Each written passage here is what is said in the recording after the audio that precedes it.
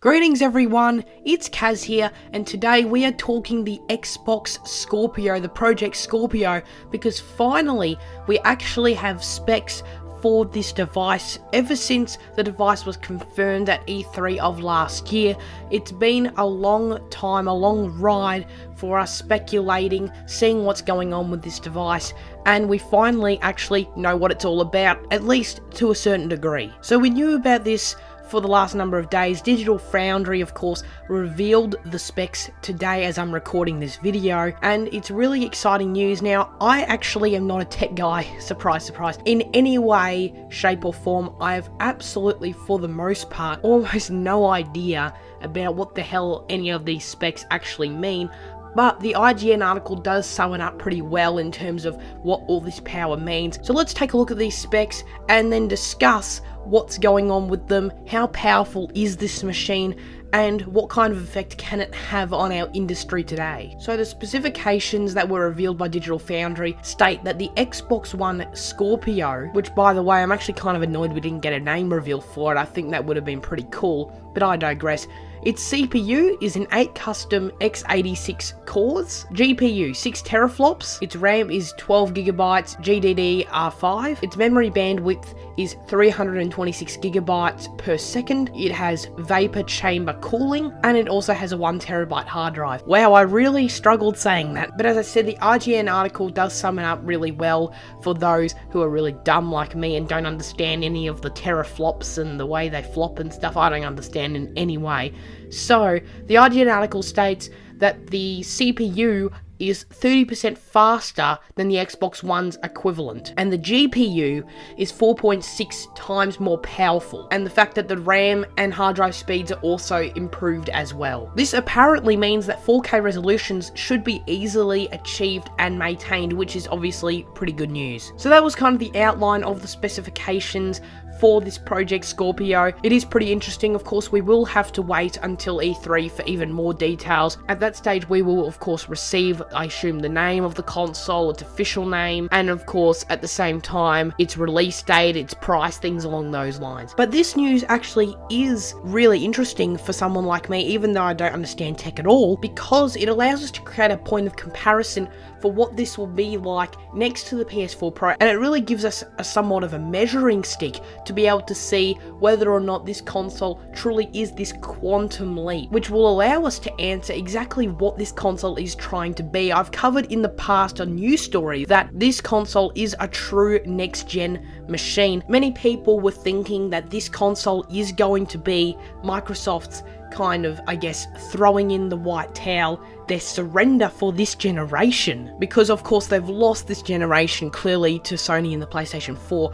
So many, including myself, I had a theory or a prediction of sorts that this Scorpio console was them basically surrendering this generation and basically starting the next generation of hardware on their own terms. Basically, I thought it was going to be the Xbox 2 or the next generation of Xbox hardware, just it being backwards compatible with the Xbox One and whatnot. However, the disappointing thing about these specs is that it's pretty much seemed to have shut this idea down. The specs are obviously an improvement over the original Xbox One, which was obvious, and it does clearly appear that this whole marketing game that Microsoft is playing of this being the most powerful console ever created is very factual based on these specifications. But I really don't believe that it's powerful enough for enough gamers to really care about it. Now, do gamers care about this console? Absolutely. There are 100% people in this industry, gamers out there, that do really, really obviously want to pick this thing up. People that obviously do love their games running at the best resolutions, the best frame rates, things along those lines. And those kind of tech-savvy people, I would assume most of them would be, this is a console for them. And that's 100% true. It's the same case with the PS4 Pro as well. But the question I do have to ask is just how many people is that? How many people are going to pick up this console? How many people actually give a crap about this console? Because for the most part, it's going to be hardcore Xbox fans. It's going to be these tech-savvy individuals that enjoy their games at these high resolutions, at these high frame rates. And it goes back to that same problem I have with the PS4 Pro, because aren't these individuals who have this mentality who would be interested in Xbox Scorpio, aren't they already playing on a PC? If you really care that much about your frame rates, about these different things, wouldn't you already be a PC gamer in the first place? It just appears to me that the market for this console is so niche and so small that it's not effective to create a console like this at this stage. Now naturally I am drawing a lot of comparisons between this Scorpio and the PS4 Pro, considering they are essentially a very similar type of thing. Now I assumed going into this that this was going to be more powerful than the PS4 Pro. The Scorpio was going to be more powerful than the Pro, and it is. Obviously power-wise and in a physical way, in terms of what the machine can actually do, the Scorpio definitely will not be underwhelming in the same way the Pro was. Because the whole thing with the Pro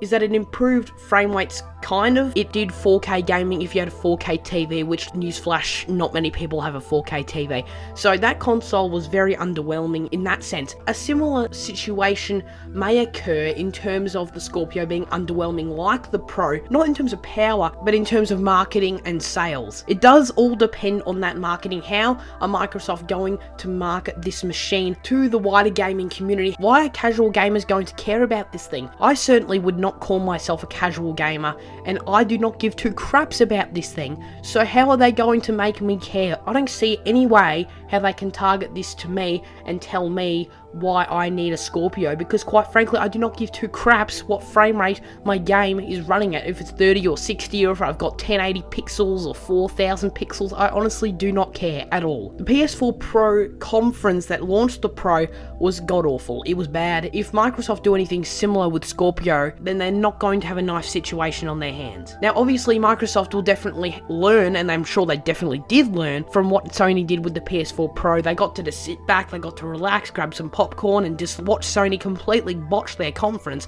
So now Microsoft does have a better idea of where to go and what direction to take marketing wise, but will they be able to pull it off? I do trust their marketing team. They already did a good job by revealing these specs through Digital Foundry. That was clever, but will they be able to pull it off and sell this console to a mass market? And I honestly think they're really going to struggle to do that. And despite the fact this console will succeed more than the Pro, I do believe that, but how much more successful will it be? I don't know. There is just no proof in the pudding for this kind of approach to hardware working. Sony were the first people to do it, and they kind of botched it, to be honest. Not many people bought a PS4 Pro. Sure, there is a niche market that was really happy with theirs, and that's totally fine, but the console did not speak to the people it needed to be speaking to. I'm very skeptical about this whole new incremental console upgrading strategy and idea.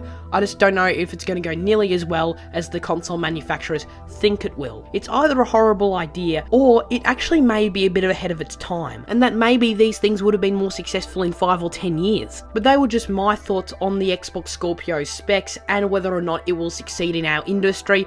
Make sure you guys let me know in the comments below. Do you think the Scorpio will succeed? Are you interested by these specs? Are you planning on perhaps getting one or not? Make sure you let me know down in the comments. That would be very much appreciated. Do subscribe to the channel if you are new here. But that's enough from me. Thank you all very much for watching today's video. It was a bit more of an open air kind of discussion than I typically do, so I do hope you enjoyed it. I'll see you all next time. Farewell.